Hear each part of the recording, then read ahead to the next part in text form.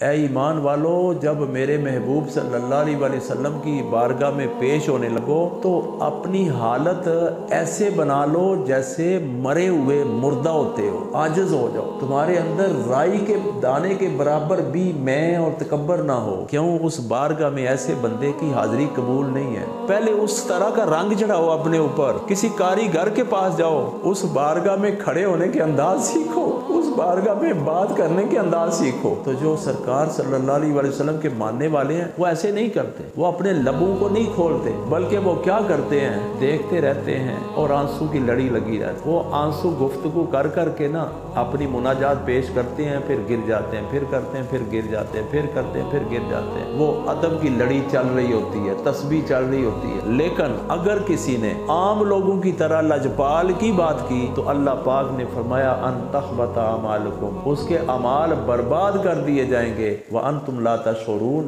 اسے شعور بھی نہیں ہوگا۔